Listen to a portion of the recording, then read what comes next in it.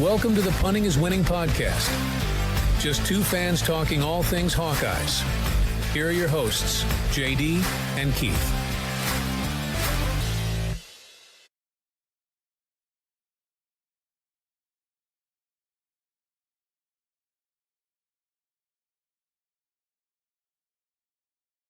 Back, Hawkeye fans, to another episode of Punting is Winning, your all Iowa podcast. We are your hosts.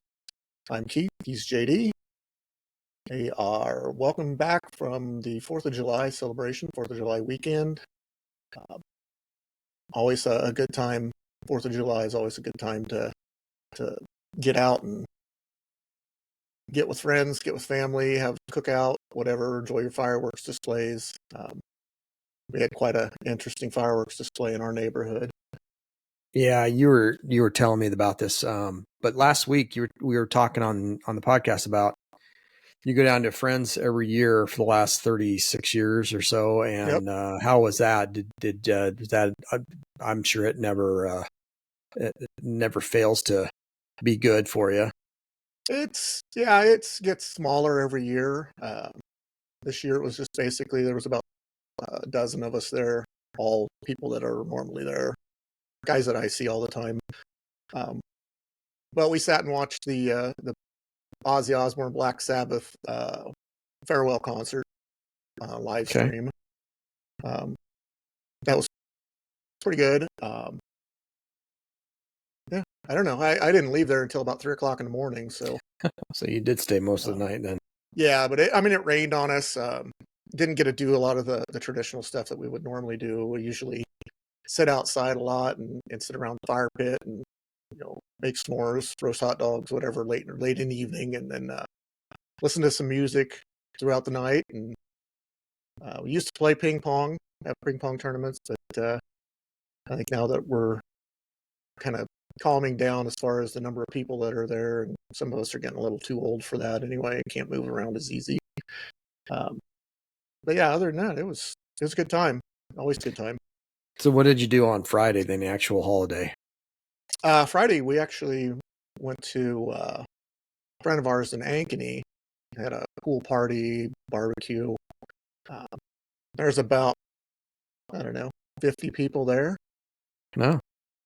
Yeah, it was pretty busy. Well, that's somebody that the wife has known for most of her life, so it's her best friend. So, oh, nice. They said, "Yep, we'll go there." And then we came back home and relaxed for a little while and watched fireworks here, sitting out on the back deck. And I said, "Well, probably should go to the front because I hear a lot of popping going on that direction." And that's when I noticed their whole street was doing fireworks. And our neighbors, catty corner from us, they're a little dangerous. Oh, they throw caution to the wind, do they? Yeah, when you hear them say, "Hey, idiot, you're supposed to light the first one before you drop it in the mortar tube and then drop the second one," that kind of freaks you out a little bit. But yeah, I thought they were going to catch us on fire. Well, you did say it was like World War III going on your... It looked like a war zone in our... Yeah. There was so much smoke and so much fire, so to speak, and a lot of noise. So yeah. I didn't care. I mean, it didn't bother me any. I had the opposite weekend as you had. We didn't do anything. Friday we stayed home. We sat out under the tree. It was a nice, windy, kind of a breezy day. It was nice. We sat under the tree with the dogs and listened to music, and went and had supper. And then on Saturday, of course, I did the brisket, which was just they're always good. So that was really good. Had that actually ready by noon. I'd started at about 9:30 the night before and let it cook through the night. And it was ready by 11:30. We were starting to eat about 11:45 after I got it all sliced up and all the other stuff with it. And that was very good. And then I think later in the afternoon, we decided we'd go into town and get ice cream. And we ended up going to Adele and buying soft serve at Billy's there in Adele. Anybody that knows Adele knows Billy's. And that was really, and we went in town yesterday, Sunday, to get ice cream and stop at the store for a few things. And that's the only 2 times we left the entire weekend, the only time we left the house. So Neighbors were all gone. A lot of neighbors were gone. Very few fireworks out in the neighborhood. There was one neighbor just shot off a few, nothing really. But what you could see from where we live, and we live kind of up on a higher area, is you could see on the horizon all the way around the house. Didn't matter which side of the house you were on, but you could see fireworks going off on the horizon everywhere. Des Moines, Waukee, even as far over west, we could see some stuff coming out of Earlham. Now, I don't know if we could see Earlham's per se. I would assume so. They're only 9 miles away, but or it was somebody between them and us that were shooting off fireworks that made it look pretty good. But yeah, I mean, it was just kind of fun. You could just sit there and watch on the horizon all the different ones going off, and it was kind of fun. It was pretty far off in the distance. Really didn't get all the banging, the popping and that stuff. You could just see it, which was all right. We didn't need to have that with the dogs. The dogs are scared. The dogs, yeah. Scared enough as it is, and we had to take them in and from just what was going wrong all around in the neighborhood. But and it really was, I'd say, a lot less than what it has been in the past. But we had a nice time. It was just, it was a kind of a recharge weekend. Like I said, we didn't do much. Cooked, ate at home. We didn't really go out to eat other than the ice cream. That was really, it's pretty boring. We didn't do much. Yeah. The thing about living here in Bondurant is everybody goes all out for the fireworks displays, and their personal displays, because there's no town display. If you want to watch like a major fireworks display, you can catch the ones that are coming out of Adventureland, or occasionally you can catch the ones at Principal Park from where we're at. It is quite a little bit of a stretch to see, but you can catch them every now and then. How about Ankeny? You get stuff out of Ankeny? Do they do anything? There's probably stuff in Ankeny, but now that they've started building stuff to the west of our street, it's blocked a little bit of that view. Harder to see. Yeah. We're only 5.5 miles from Ankeny. I don't know where they shoot their fireworks off at or where they have their displays, but like I said, mostly it's Adventureland here. Yeah. You get that, or Prairie Meadows. And they do a pretty good job. I'm sure they do a pretty high dollar display.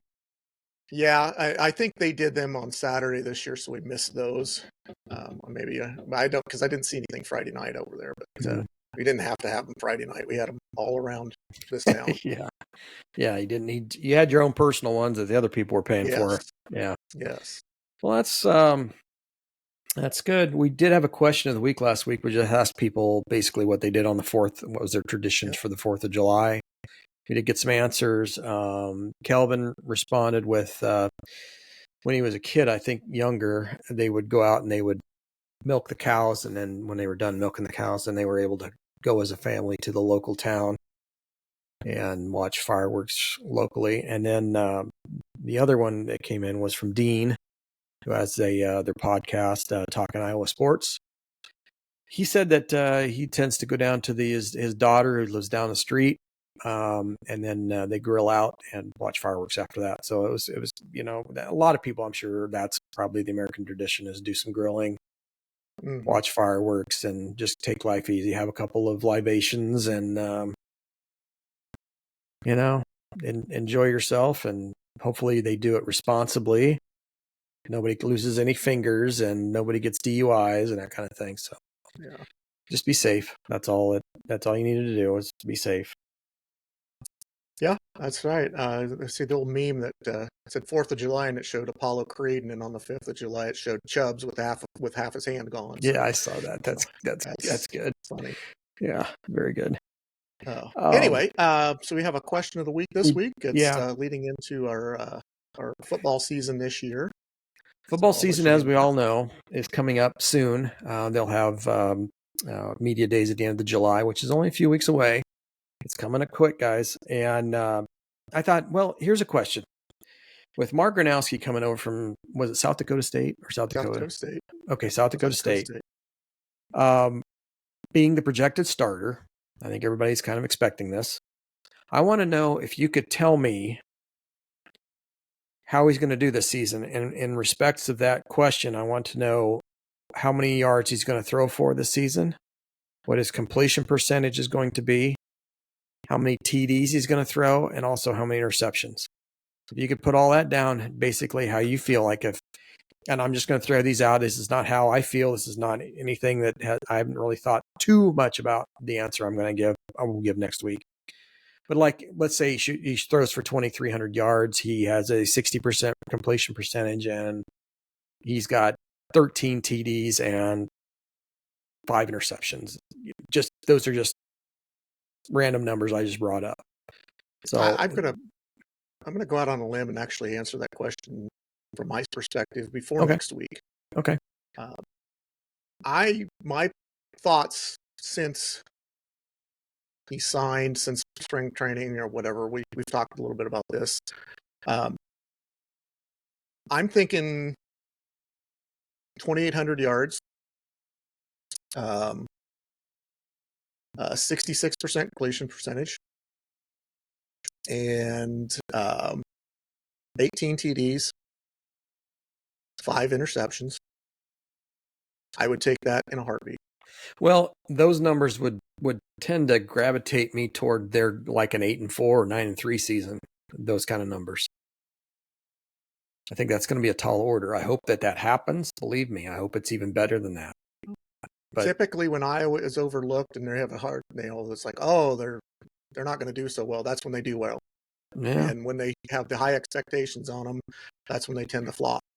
You know, who expected 2009? Who expected 2015 to be the way they were? Nobody. But the years, the year after, the high expectations, 2010, and they went 8-5 and beat Missouri in a bowl game. Yeah. In 2016, they didn't have that. It wasn't a light the world on fire type of year either. So I like the years where they go in with lower expectations or people kind of overlooking them, because that's usually when they tend to say, you know what, we are who we are still, and we'll prove you wrong. Well, my thought is that I think they will be better than last year.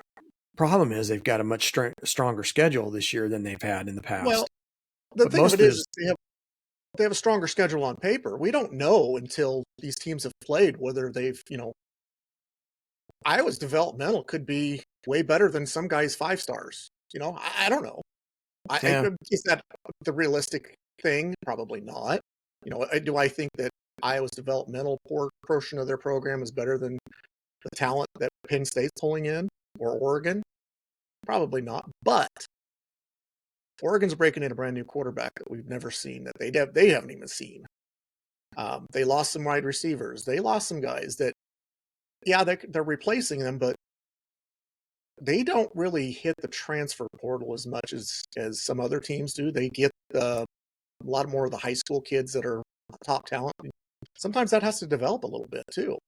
They can't just step in and be, they're 5 stars and they can step in. And a lot of people say that that's what you expect out of them. But that's a high task for a kid right out of high school. Now, unless you're like top 10 nationally, I wouldn't expect even a 5-star kid to come in and be like the savior of a program, let's say, like step in and be all-world Barry Sanders type of running back or something. You'll be good, still be good, don't get me wrong, but I tend to think that the odds are against that happening. So, well, I'm not sold as much on Oregon as much as everybody else is. Yeah, they'll be good, but I just don't know. Until I see them play, I have a hard time saying that schedule is any tougher this year than it was last year. No, I think it is. And the reason I say that, standpoint, yes. But the one good thing about the schedule is that those teams that we project as being fairly good are at home. Mm-hmm. The Indiana's at home. Penn State's, Oregon. We do pay Penn State and Oregon both at home, right? Yeah. Yes. I'm pretty sure. So that's good and that's bad. Because if you're going to lose those games, you would want to lose those on the road, because then you've got home games at which you can win. Yeah. If you go out on the road and you don't do well on the road, then the rest of the season, then you've got the tough teams at home. And if you don't take care of that business, it could be a long season. So there's 2 ways of looking at that. It's good to have them here, but it's also maybe not good to have them here at home if you're going to lose those games. To me, I'm hoping beyond hope that the Oregon game is an 11 a.m. start.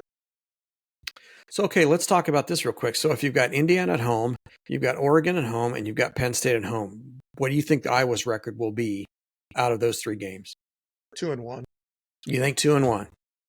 I think they beat Indiana and lose to Oregon and Penn State. I think they beat Oregon and Indiana and lose to Penn State. That's my opinion. Okay. I mean, I don't think. I mean, we'll see how that happens. I think honestly, Penn State's probably the class of the conference this year because of Drew Aller, mainly. Not really. I don't know what to expect out of Oregon. I don't know what to expect. Obviously, you know what to expect out of Ohio State. They're going to probably win 10, 11 games. Sure. Do I think they're the best team in the conference this year? No. I'm not sold on their QB. I don't know what he's going to be able to do. He's a guy that's never taken a snap. Who did they decide on who was going to be? Was that Sayin guy or? Sayin, I believe. Yeah. Okay. At least that's the last I'd heard. I mean, obviously you going in to follow, something can happen, but yeah. Guy could fall down some stairs and break his leg, and not, we don't know. Same thing could happen anywhere in Iowa. Even Gronowski could get hit by a bus or something. I hope that never happens, but you never know what's going to happen. Yeah. So projections at this point are all based on what we know right now, and not based on what we think we're going to know at the end. So, and again, maybe I'm just the ever eternal optimist, but until I see some of these teams play, I have a hard time. I'm one of those that I think you throw out the preseason rankings because they don't mean squat. Yeah, you're putting 25 traditional powers in the top 25. Well, let me rephrase that. You're probably putting 15 traditional powers in the top 25, and then you're filling the other 10 with teams that you think will be good. And so, based on that alone, let's say you've got a team that's, I don't know. Let's use Indiana for example. Let's just use them, throw them out there. You throw them at what, 17th? Indiana could have been a one-year wonder, and they could go 3-9 this year. But because they have that 17, that's a quality win early in the season for you.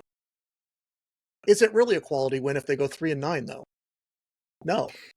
So you can't say, okay, well, that makes that portion of that part of the schedule's tough. Well, I don't know if it's tough because I don't know that Indiana's going to be good. Well, I mean, traditionally, yes, you can say Penn State, Oregon, Michigan, Ohio State, those teams are traditionally good. You could say the same thing about Wisconsin, but look at them the last few years. Everybody throws them high up here, and they've fallen down here. Now, if you throw them down here, they'll end up here. You just don't. I get rid of the preseason stuff. Don't rank anybody until about the 4th or 5th week. Then that's when you start to know.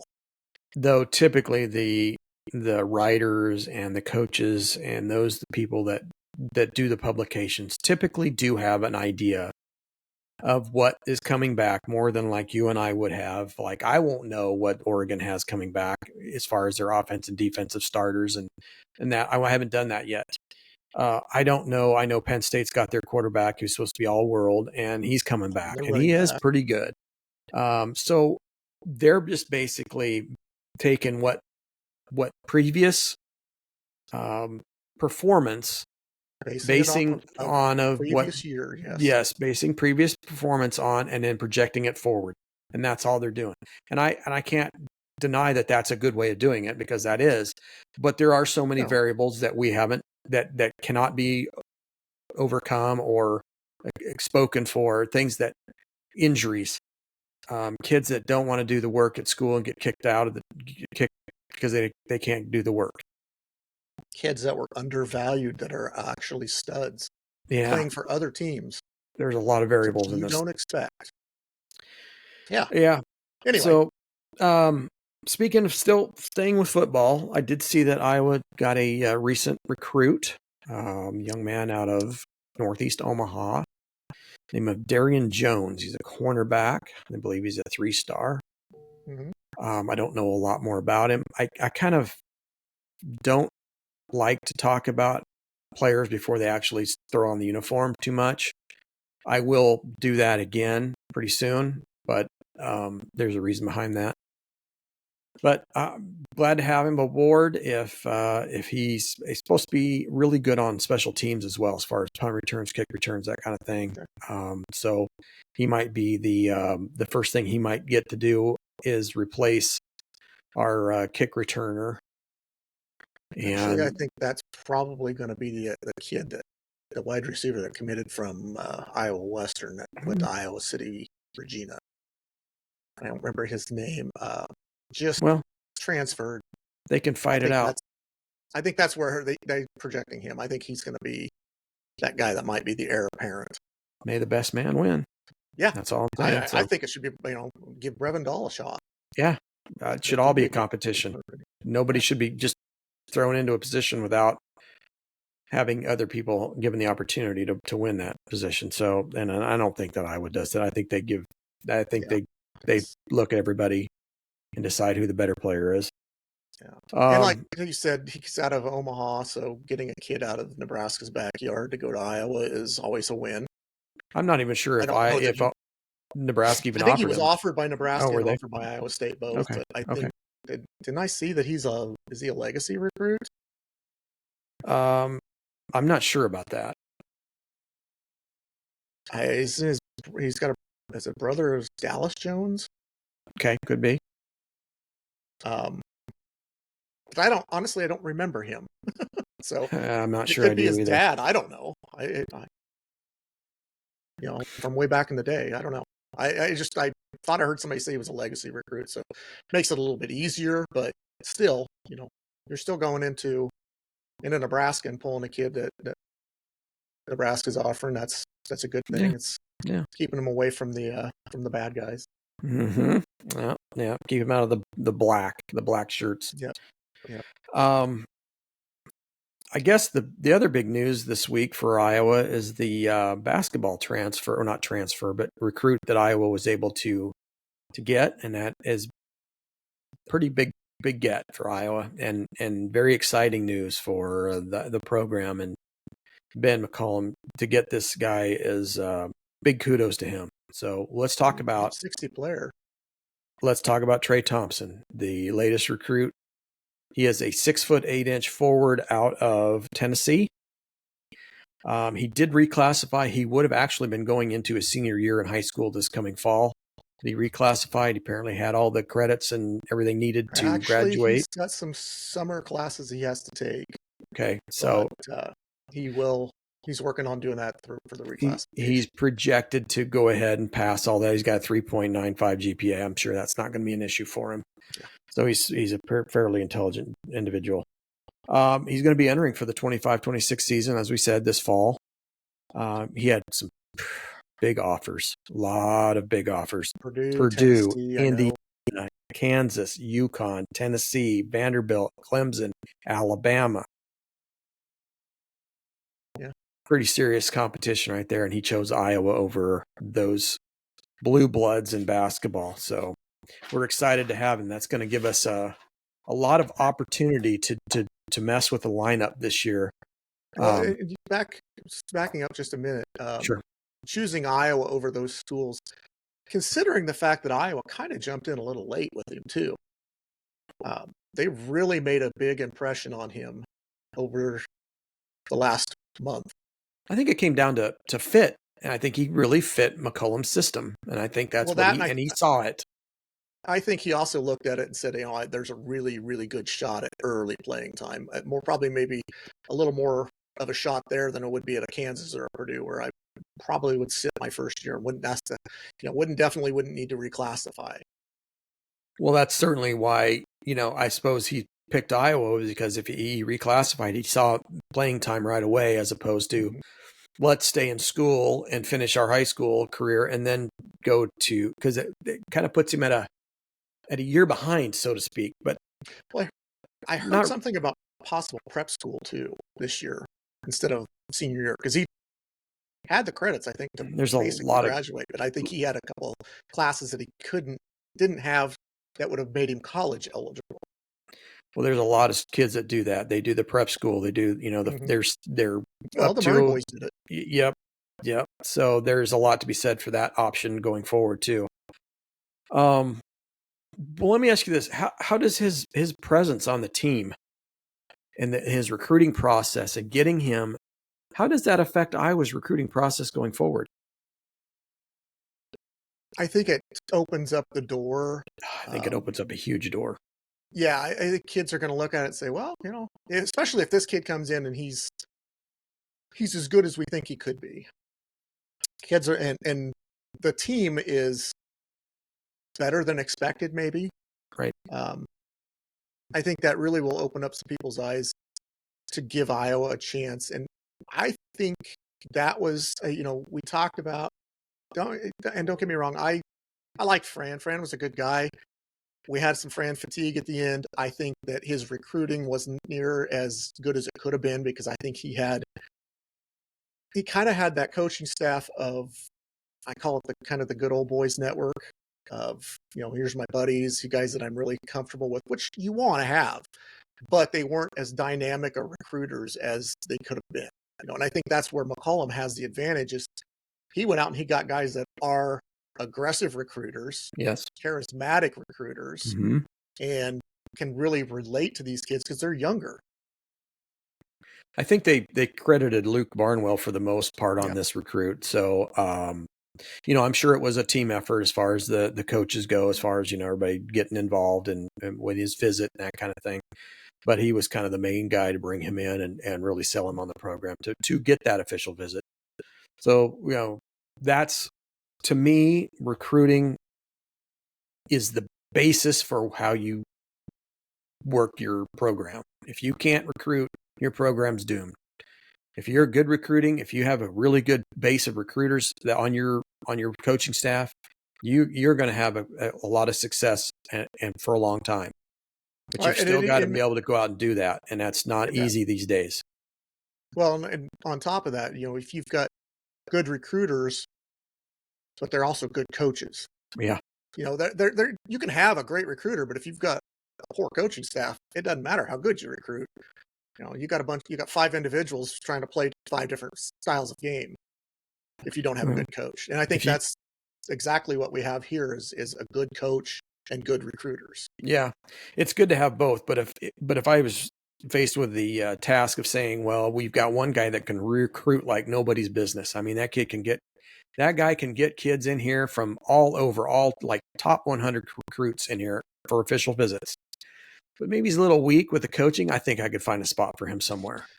Yeah, I mean, you can mask 1 or 2 deficiencies on your staff, but you've got to have good coaches in other spots. Yes, absolutely. If you've got a staff of 5 assistants and a head coach, and you got 2 of those guys that are A++ recruiters but are C- coaches, but the other guys are A+ coaches, you can get away with that. Kind of a mix of the. Yeah, you've got to have the right mix of people, and I think that's exactly what he went out and did. Is he knows how to coach. I mean, we watched that pickup game with Cooper DeJean. He knows the game. Well, he proved it last year with Drake when basically Darren DeVries took the entire Drake team the year before and took them with him, and they dispersed and went in their individual different directions. And he basically brought in a brand new team and went 31-5 and made it to the second round of the big tournament.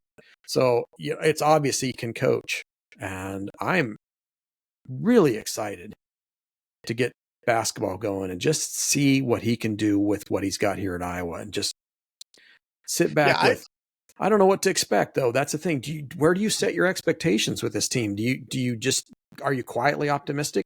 Are you outwardly optimistic and saying, yes, I think this is going to be a really good team. I think there's going to be now, do I think they're going to win the Big Ten? No, that would be reaching for the stars. I don't think at this point that can be really a realistic option, but, and it may happen. It could happen, but I think down the road, when he's had a chance 3 or 4 years and he's had the chance to bring in those recruits that he wants, and opening up with this Trey Thompson, that's a huge get for going forward. I believe I'm not sure you could do a whole lot better unless you got the number 1 guy in the entire nation.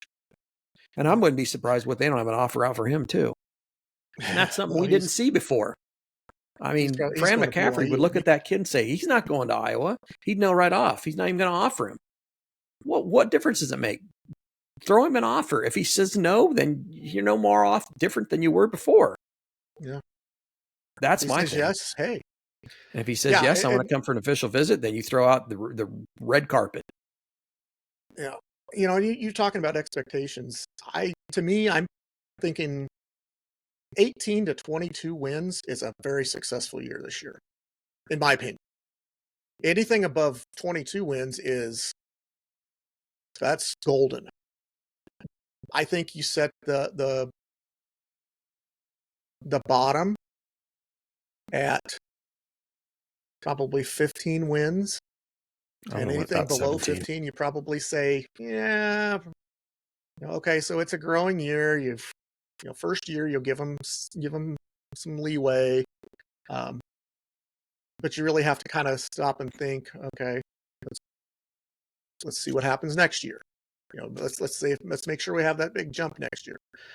I don't know. That's just my opinion. I think 18 to 22 is probably in the range of where they're going to be.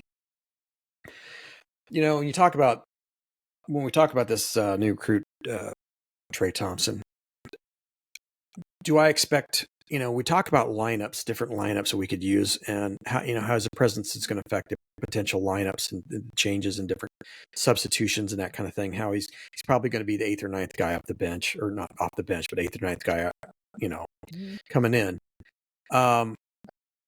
Do you feel like what do you think for minutes on a kid like that? Do you think he's an 8 to 10? You think he's a 12 to 14? I doubt he's a 20-minute player. No, probably not. But I would say probably anywhere from 12 to 15. I was going to say because I don't think he's going to reclassify if he's not going to, feels like he's not going to play at least 12 to 15 minutes. I don't think he reclassifies at that point. If that's the case. Yeah, why would you do that at that point? Yeah. And I don't think a red shirt, unless he gets hurt, is really an option either. I mean, for the same reason we just talked about, why would you redshirt it? Why would you come in and reclassify if you're just going to redshirt? Just be on the program, be in the program and learn would be the only advantages to doing that I can see. See, when I look at this kid and I watch his stuff, I kind of get a Joe Wieskamp vibe from him a little bit, with maybe a little bigger, little Aaron White to him. But I think the minutes he's going to take are probably going to be from Cooper Koch, because I think they're of a similar style. This kid may be a better defender. I think that's where Cooper's biggest deficiency is going to be, is on the defensive side. Getting minutes is because he just didn't have to emphasize that last year. Right. And showing that, hey, I can play defense. Once he shows that he can play defense and he's a solid defender, Cooper Koch is going to get some serious minutes. Yeah, he might be the one to get the 20 minutes.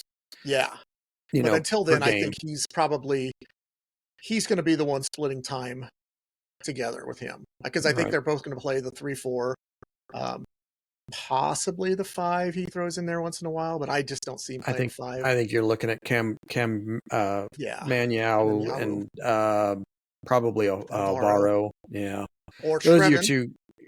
Trevin could get in for probably 5 to 8 minutes. I was going to say, he's not much more than a 5 to 8 minute guy, probably, if that.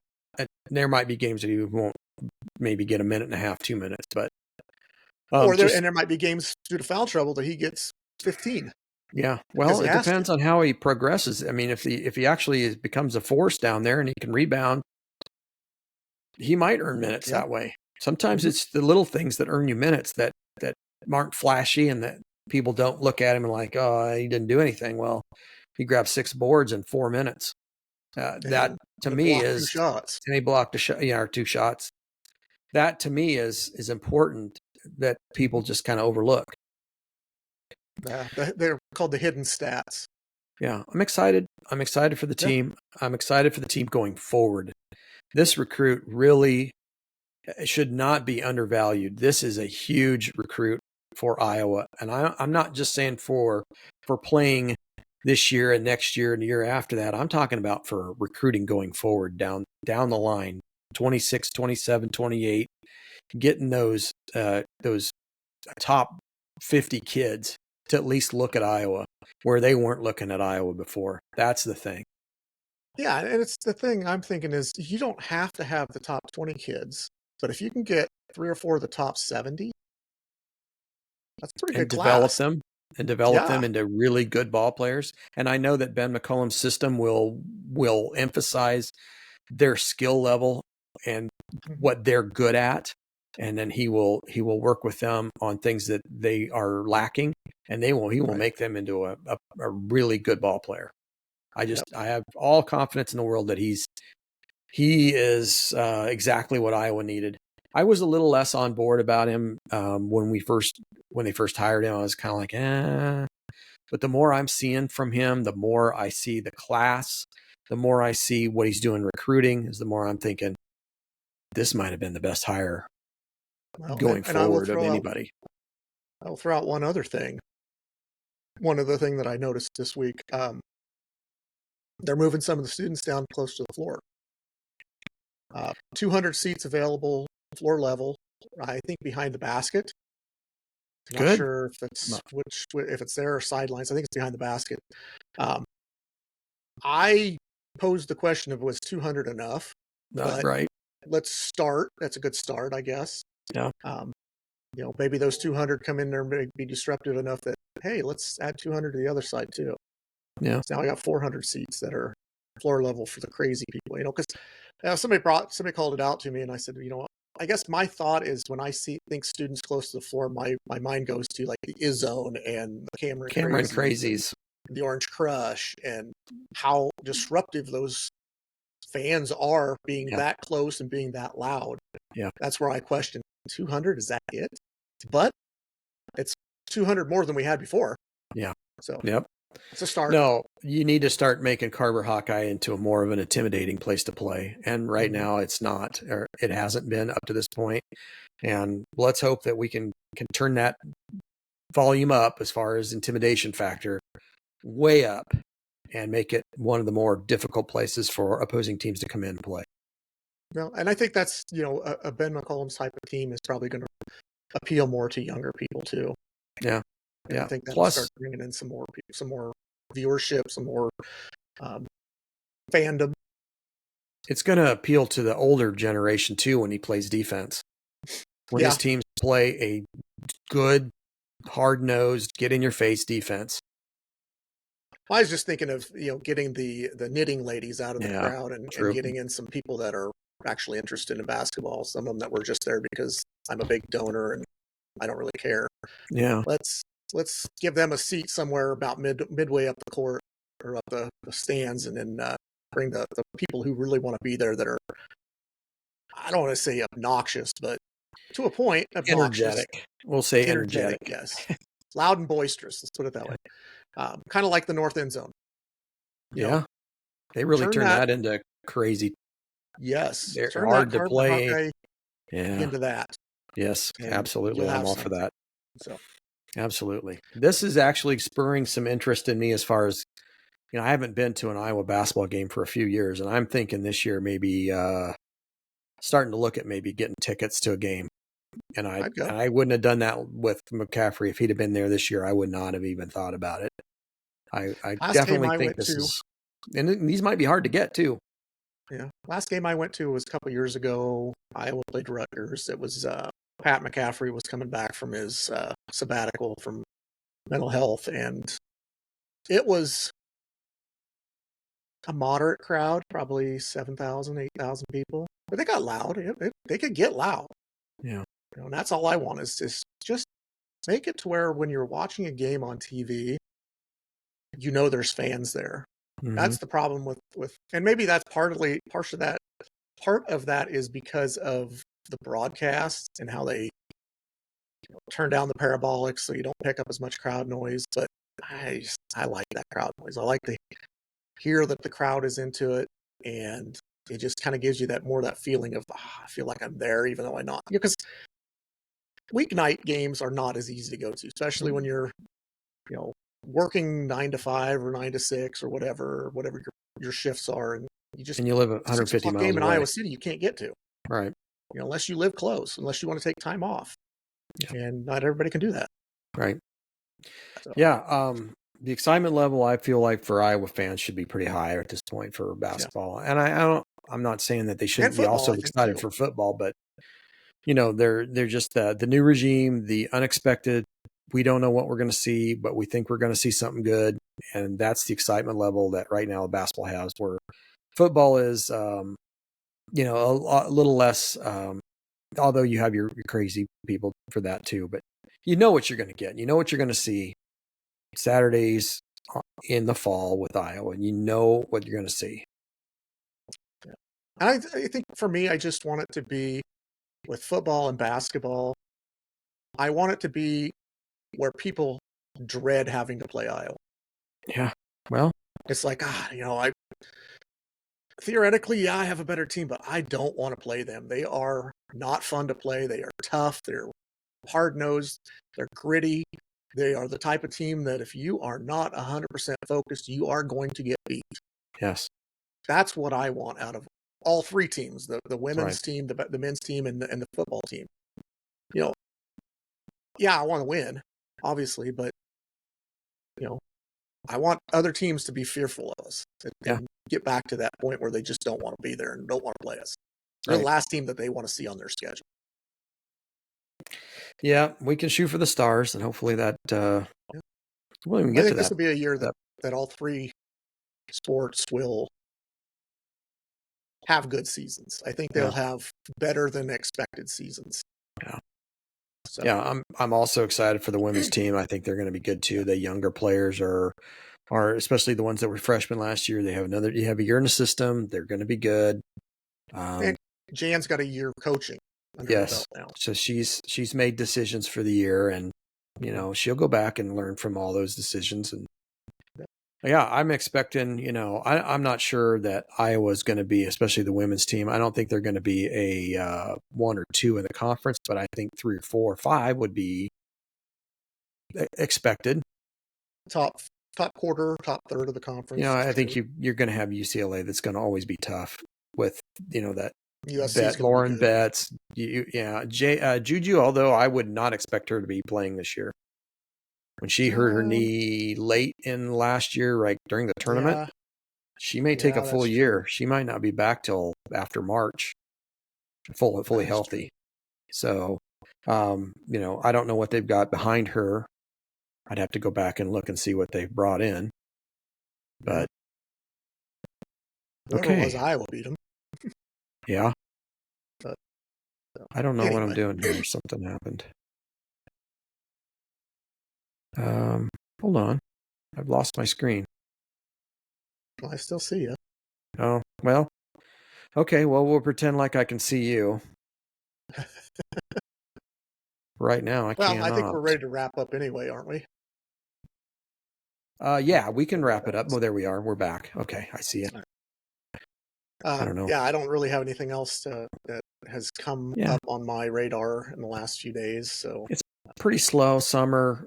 July 4th, is just last Friday, and things don't really. Things will start to ramp up here in the next couple of weeks. For sure. And we'll start looking at maybe doing that where we do our one loss for each team. We'll do that again like we did last year. Yep. And we'll just prove again how little we know about football as far as wins and losses, that kind of thing. So, yeah, we're going to have some fun here coming up before the season starts, and then we're really going to have fun when the season does start. So, excited. Yeah, me too. Well, I guess with that, make sure you like our content here if you like it. Subscribe. Still waiting for that 50th subscriber. Kind of makes it sound desperate, but hey, who wants to be number 50? Check us out on all the regular social media that we have. Check out the merch store if you're interested in buying anything or helping support the Iowa Flight Fund or the Swarm. Just let us know. If you buy something, let us know. Hey, I purchased something. I'd like that money to go to whatever sport. We can try to maybe do something that way. But it'd be nice to get some interaction with some of the fans. I know I wore my Punting is Winning shirt down in Punta Cana, and very first night I was there, some Hawkeye fans from Ankeny right there, and saw my shirt and said "Go Hawks," and I'm like, it's Hawkeye colors. It just doesn't say anything, but they knew. So yeah. There's Hawkeye fans All right. everywhere. Oh yeah, yeah. I always run into them on vacations. Yeah. Always. All right. Well, let's roll out of here, and we'll catch everybody next week. And on that note, we'll go Hawks. Go Hawks.